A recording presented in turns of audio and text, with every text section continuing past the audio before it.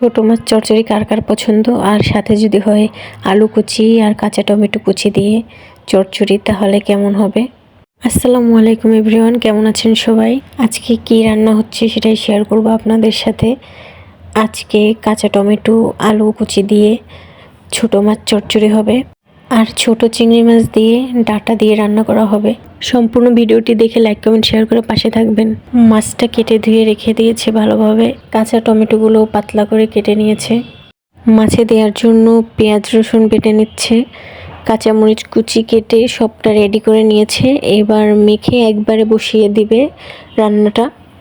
প্রথমে কড়াইতে আলু কুচি, তারপরে টমেটো কুচি, কাঁচামরিচ কুচি, পেঁয়াজ কুচি, পেঁয়াজ বাটা, রসুন বাটা, মরিচের গুঁড়ো, হলুদের গুঁড়ো, ধনিয়ার গুঁড়ো, পরিমাণ মতো লবণ আর সাদা তেল দিয়ে ভালোভাবে মেখে নিচ্ছে।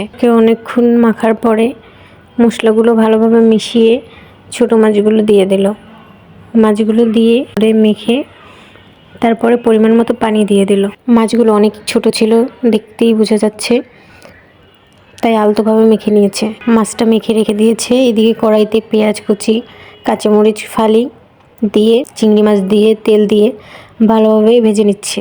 ভাজা শেষে পরিমাণ মতো পানি দিয়ে হলুদের গুঁড়ো, মরিচের গুঁড়ো, ধনিয়ার গুঁড়ো দিয়ে স্বাদ মতো লবণ কষিয়ে নিচ্ছে। কষানো হয়ে গেলে ডাঁটা আর আলু তার মধ্যে দিয়ে ভালোভাবে নেড়ে চেড়ে কষিয়ে নিচ্ছে।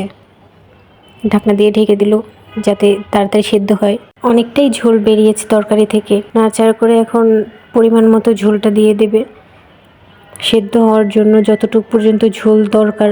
এই তো ঝোলটা ফুটে এসেছে, তরকারিও সেদ্ধ হয়ে গেছে, ডাঁটা আলুটাও সেদ্ধ হয়ে গেছে। এবার ধনিয়া পাতা কুচি দিয়ে নামিয়ে নেব। এদিকে মাছটা চুলায় বসিয়ে দিয়েছে, ঝোলটাও ফুটে গেছে। লবণটা চেক করে দেখে একটু কম হয়েছে, তাই আবার লবণ দিয়ে দিল।